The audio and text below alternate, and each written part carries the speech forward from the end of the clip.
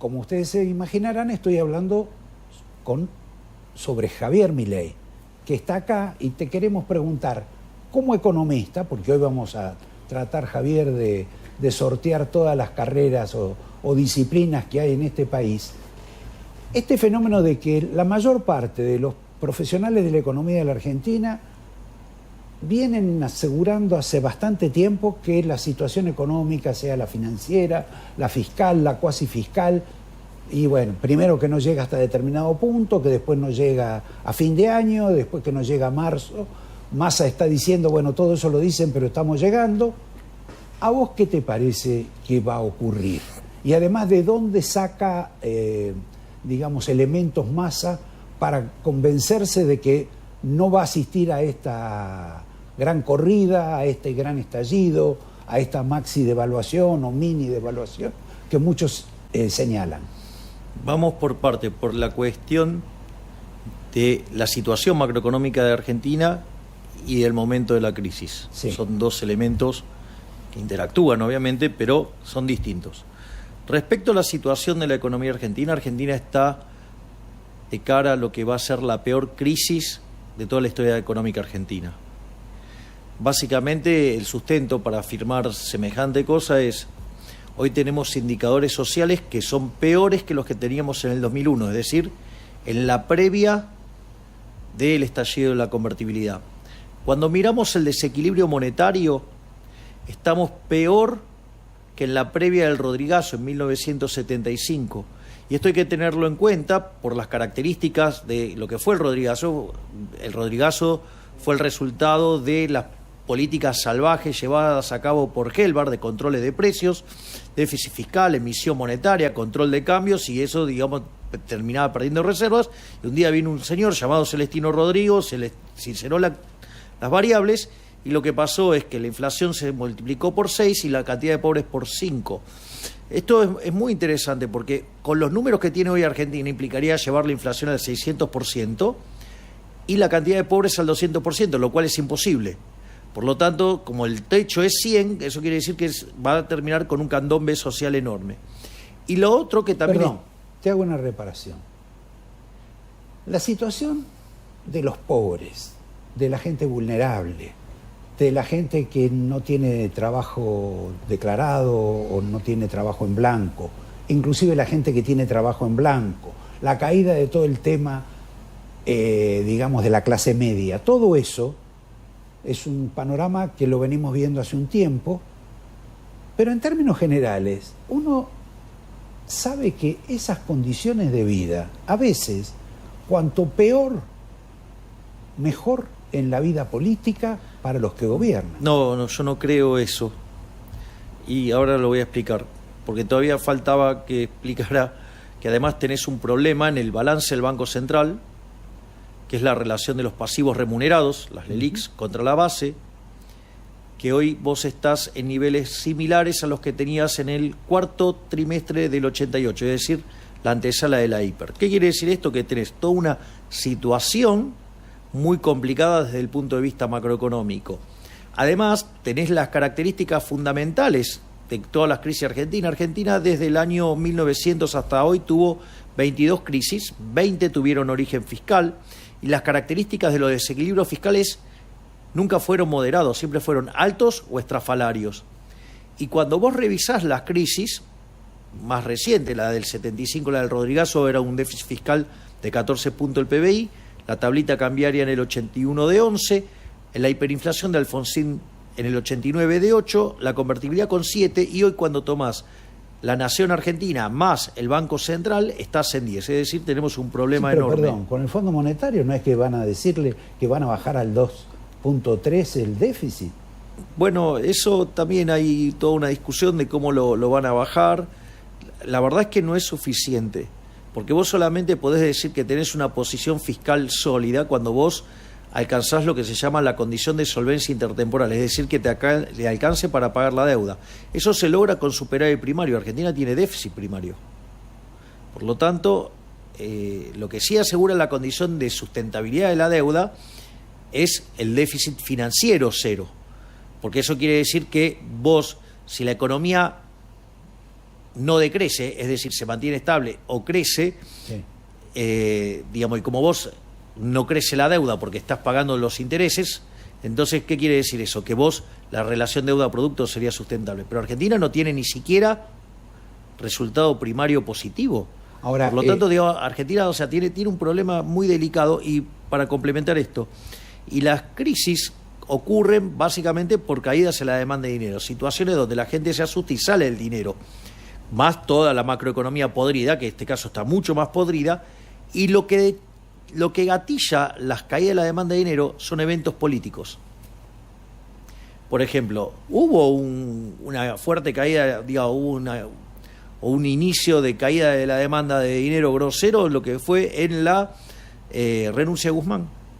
Ajá. Entonces ahí tuviste una situación muy compleja y por ahora... Pero, perdón, la verdad, Javier, yo no puedo creer que acá la gente se preocupe por lo que pasaba con Guzmán, o que los mercados se inquieten por lo que pasó con Guzmán. No, pero... Es una Roberto, persona que no ha existido en la Argentina ni como ministro de Economía. Bueno, pero el tipo de cambio te saltó de 200 a 350. Pero venía por toda una serie de situaciones. Ahora, Pero- también te puedo decir, pero de vuelta- entonces aceptemos que el señor Massa bajó el riesgo país, arregló con el fondo, No, contuvo el dólar blue. No, la gestión de Massa es pobre, lo único que hace Massa es justamente comprar tiempo. Es decir, una de las cosas por las cuales yo me hice famoso fue porque en un libro que se llama Política Económica contra Reloj, allá por el 2014, una cosa así, o sea, y ahí fue cuando me hice famoso, por decirlo de alguna manera, era un modelo de lo que llaman crisis de balance de pagos de primera generación con determinación del momento de crisis.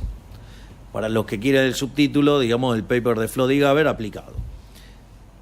Ahora, en realidad ese modelo es un indicador para tener ideas si estás cerca de la crisis y con la macro que tenés, si vos, por ejemplo, la alejás o la acercás a la crisis. Obviamente que si vos conseguís una pila de endeudamiento, ¿y qué va a pasar? La crisis la corres en el tiempo. Es decir, la gran apuesta de Massa no es arreglar el problema, la gran apuesta de Massa es pasearle el problema a otro. Está bien, entonces, pero ahí discrepo, porque no puede ser, me lo estás poniendo a Massa, vos también podés intervenir, como una especie de boludo. Cuando Massa lo que quiere ser es presidente de la nación, no quiere ser una persona que resuelva un problema y acercar el barquito a la orilla. Pero a ver, lo que hizo Massa claramente no es de un boludo.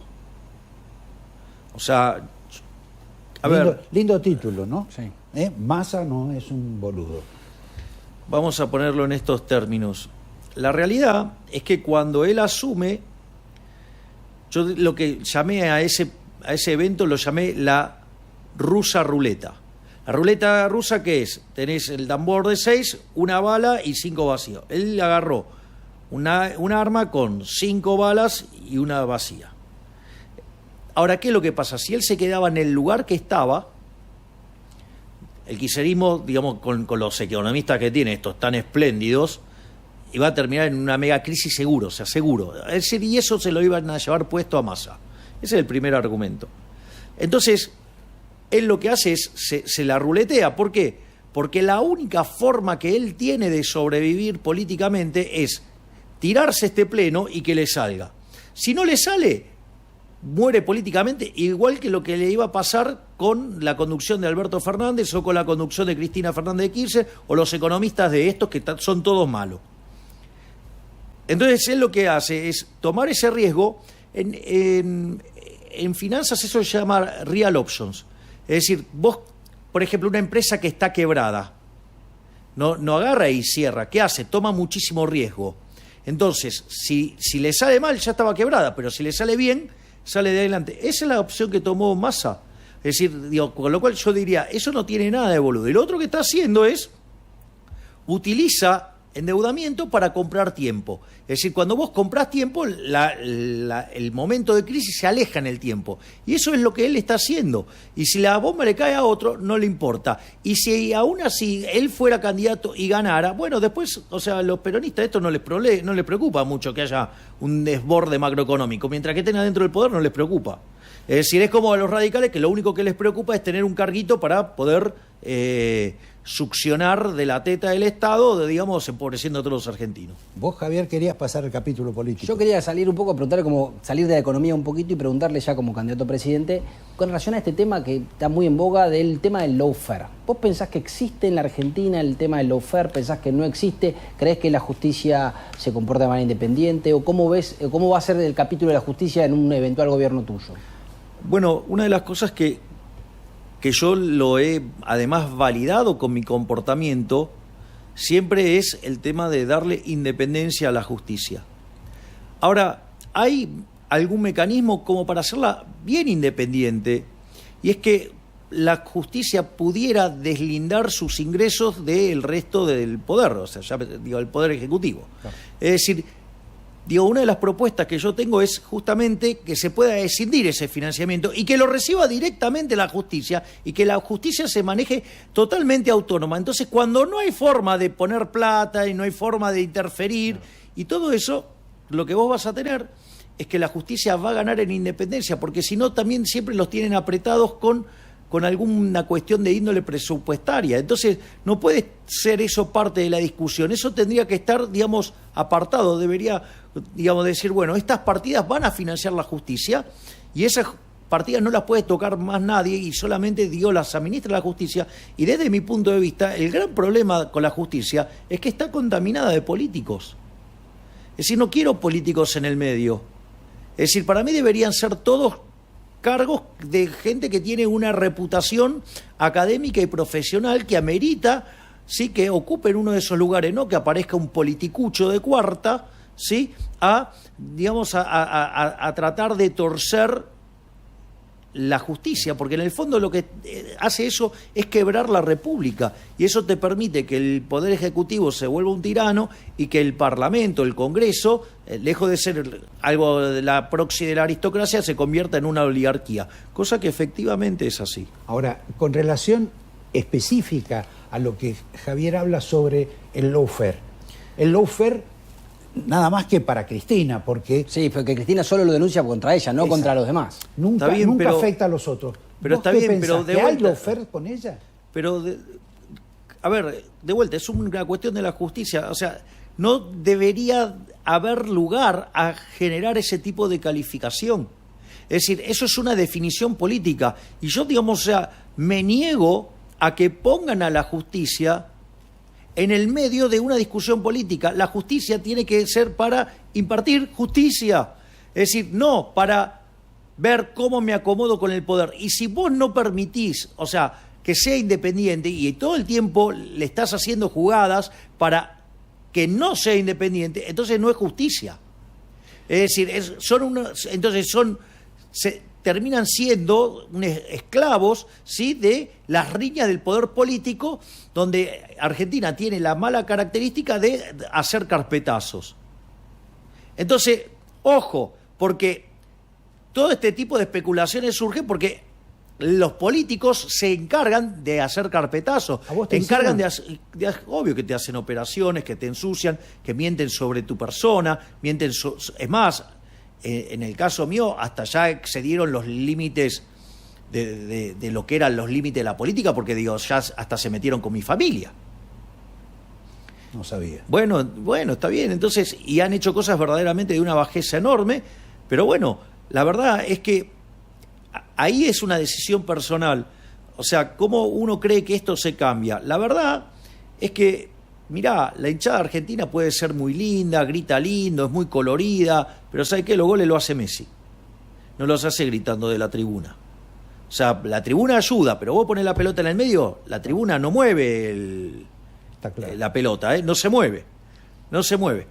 Entonces, la única forma que vos tenés de hacer esto es de involucrarte. Ahora, ¿qué pasa? Cuando vos les disputás el poder real, los tipos no se quedan quietos y se van a dedicar a ensuciarte como sea. O sea, van a tratar de destruir tu moral, te van a tratar de destruir como persona, te van a tratar de destruir como profesional, te van a destruir en todos los aspectos de tu vida. Y eso, digo, ellos no tienen ningún tipo de reparo. Y si eso implicara, por ejemplo, armarte una causa, te la arman.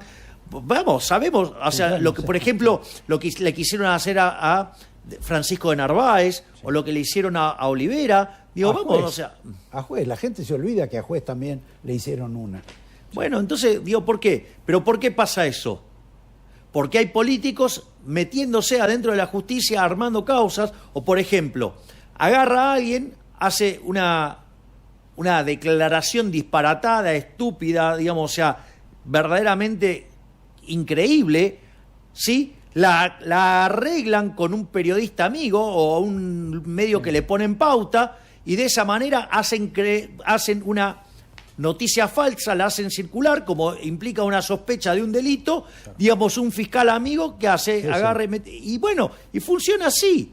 Es decir, entonces, o como de repente, digamos, es el mismo mecanismo de la posverdad.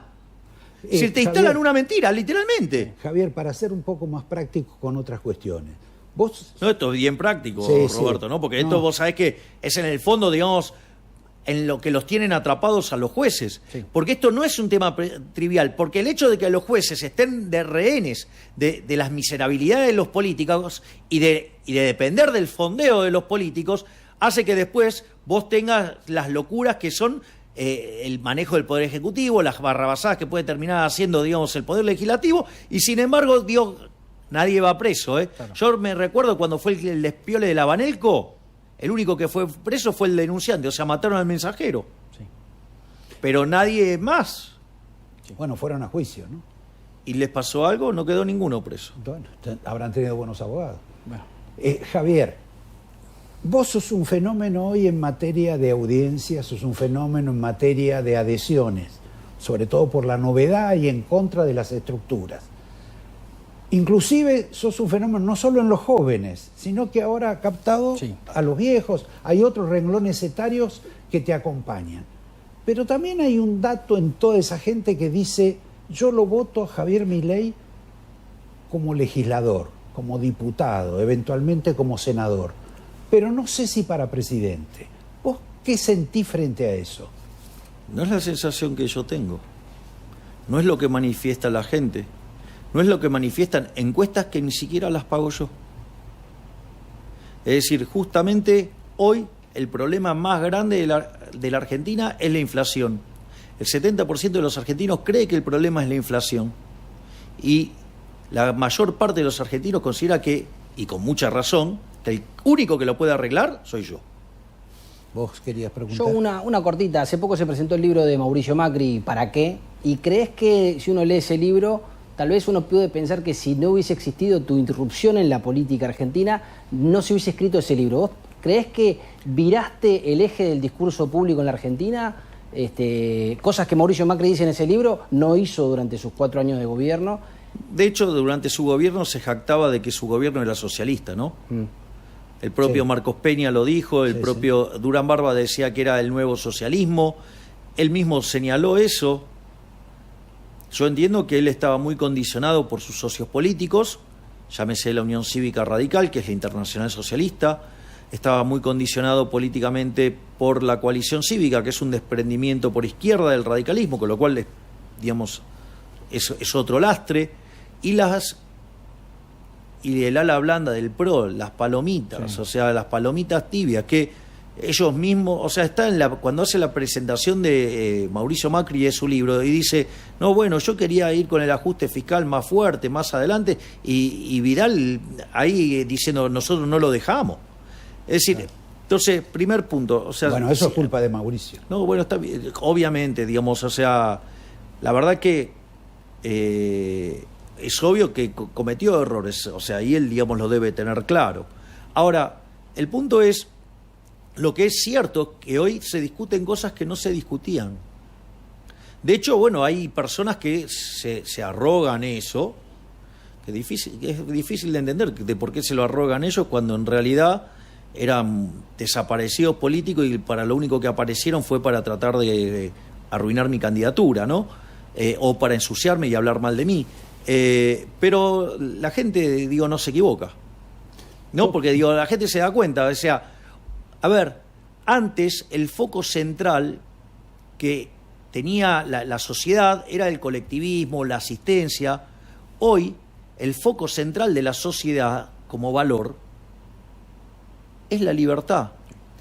ponele el nombre que quieras, pero digo, otros que venían fracasando de antes, o sea, no se pueden arrogar ese éxito, porque justamente esos son los mismos que condenaron al liberalismo a que las reuniones que se hacían en un ascensor sobraba espacio. Entonces, desde mi punto de vista, de hecho, si hay algo que se me reconoce a mí respecto a todos los demás potenciales presidenciables, es que soy el único que tiene una propuesta. Es decir, yo he presentado mi programa económico, el conjunto de reformas, son 3 familias de reformas, o sea, la primera generación, segunda generación, tercera generación. Además, cada una de las políticas que se corresponden con ello están secuencializadas, está decidida cuál es la secuencia, hay una justificación empírica, hay una base de toda la teoría del crecimiento económico, por qué hago la propuesta que hago. Además, eso lo hice en Córdoba, por ejemplo. Después presenté en la provincia de Mendoza el primer esbozo de la dolarización y hice una versión más académica en el Teatro Broadway, que era El fin de la inflación, donde participaron gigantes como Alberto Venegas Lynch hijo, o el caso de Domingo Cavallo, de Federico Sturzenegger, la queridísima Diana Mondino y, digamos, un tipo brillante como Héctor Rubini. Entonces, digo, justamente el único que está proponiendo soluciones para salir de todo esto soy yo. Y el rol que yo tengo en el plano legislativo, yo digo, te propongo un ejercicio, Roberto. Decime cuándo en la Argentina se discutió tanto lo que pasaba en la Cámara de Diputados.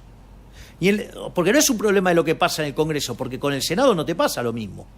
Es decir, te pasa con la Cámara de Diputados. Entonces, digo, ¿por qué crees que pasa todo eso en la Cámara de Diputados? ¿Sabes cómo lo llamo yo? Y eso que vas poco, dicen. Bueno, hubo 13 sesiones y fui 11.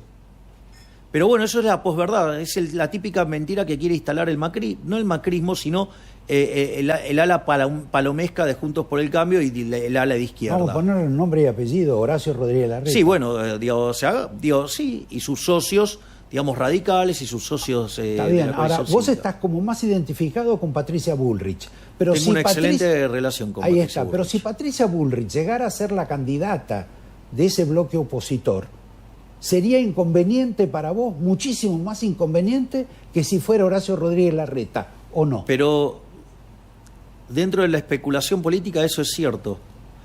Pero a mí, yo trabajo para una Argentina mejor, y una Argentina que tenga esas... Ejemplo, si yo entrara al balotaje, eso sería una buena noticia porque dejaríamos afuera el kirchnerismo y eso sería un logro importante, sí. Pasar la hoja de algo tan oscuro de la historia argentina reciente, desde el regreso a la democracia. Eso sería un primer... Ahora, qué raro, porque vos no sos exactamente un gorila, no te ven así. Yo no soy gorila, eso es lo que pasa. O sea, ahora que yo no sea gorila, porque cuando a mí me preguntan cuándo empezaron los problemas de Argentina, empezaron en 1916, no en 1945. Está claro. Ahora, y hay toda una explicación, puedo dar el fundamento. Para mí el problema en Argentina es la izquierda, y ahí, esto lo trajo Irigoyen, el radicalismo, el primer populista fue Irigoyen, eso no hay duda. Eso lo dijo Mauricio Macri, ¿no? Sí, lo dijo después de tener una charla conmigo, pero después no se animó a defenderlo. Claro, todos los problemas que tuvo después por decir eso. Pero ahora no te ves con Mauricio. Vos. No, fue, eso fue un Zoom entre los dos. Que los modera Alberto Venegas Lynch. Pero que son conocidos los 3 Zooms esos que tuvimos. El propio Alberto los publicó y todo. Y el expresidente Macri también lo contó. O sea que no estoy contando nada nuevo. Pero, entonces, la realidad es que, volviendo al tema de lo legislativo, ¿cuál es el punto? El punto yo lo llamo el efecto reflector. Para destrozarme a mí, pusieron un reflector arriba mío. Y lo que no se da cuenta es que como yo estoy limpio, a mí no me jode, pero muestra la basura que son los otros. ¿Me entendés? Porque cayó la luz ahí. Entonces, nunca en Argentina se cubrió tanto la actividad legislativa. Pero no, de vuelta, no tenés el mismo efecto con el Senado. Lo tenés con la Cámara de Diputados. O sea, eso no pasó nunca. Y sin embargo, eso te da que en realidad el vuelo es otra cosa. Es otra cosa. Entonces, y eso te deja en evidencia. Lo interesante de todas estas cosas es que los ves como operan la basura que son, los mentirosos que son. Ejemplo, cuando tratan de instalar la tasa Milei, ¿no? Sí, mirá, sí. Pero mirá qué interesante. Los mentirosos de Juntos por el Cambio, que dijeron que eran ellos, o no sé, estábamos a un paso de Venezuela, digo, para copiar el discurso dijeron que nunca iban a subir los impuestos, que no iban a crear... Bueno, primero fueron cómplices en el acuerdo con el Fondo Monetario Internacional, con lo cual ese endeudamiento, eso hay que contarle, quizás son tan brutos que no lo saben, pero el endeudamiento son impuestos futuros, punto 1.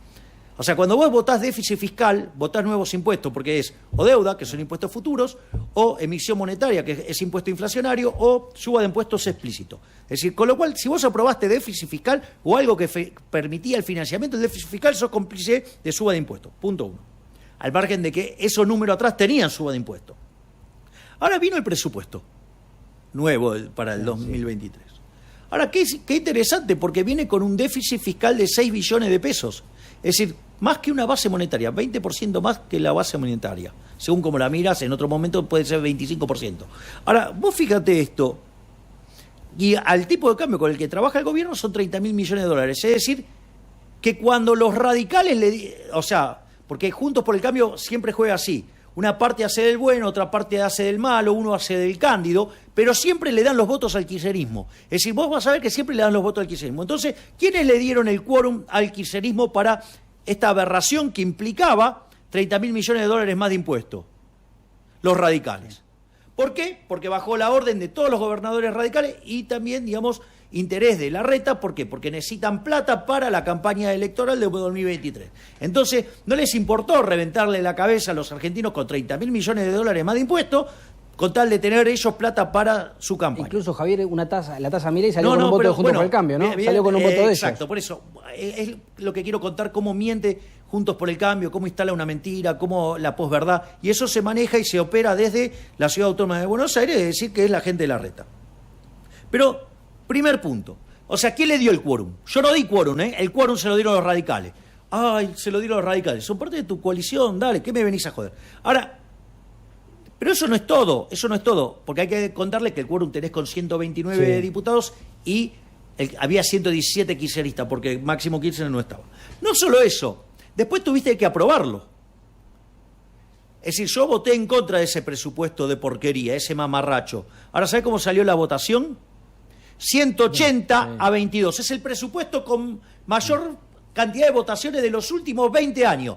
La pregunta es, si son 117 los kirchneristas, ¿cómo llegaste a 180? Te faltan 63 votos. ¿Quién te cree que se los dio esos votos? Se los dio justamente Juntos por el Cambio. Se los dieron los radicales. Digo, ¿entendés? O sea, Lustó, Tetaz, Jacobiti, felices con toda la guita, por ejemplo, que le pusieron vía la UBA. No solo eso. Entonces... Perdón, la UBA sola no. Otras universidades también. Claro. Entonces... Javier, perdóname. Cuando te pones mejor, te tengo que sacar del aire. No, pero déjame meter un remate. Y después, digamos, frente a ese escándalo, después se quedan negociando en particular, que es donde corre la corrupción.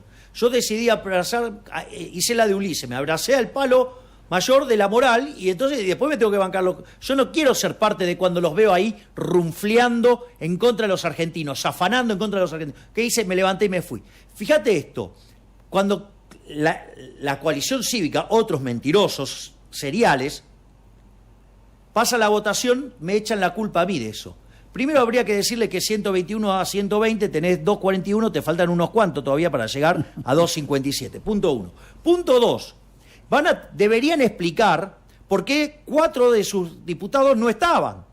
No solo eso, deberían explicar también por qué se levantaron 4 diputados, que 2 hombres de izquierda y 2 radicales se levantaron solamente para que no se vote ese artículo.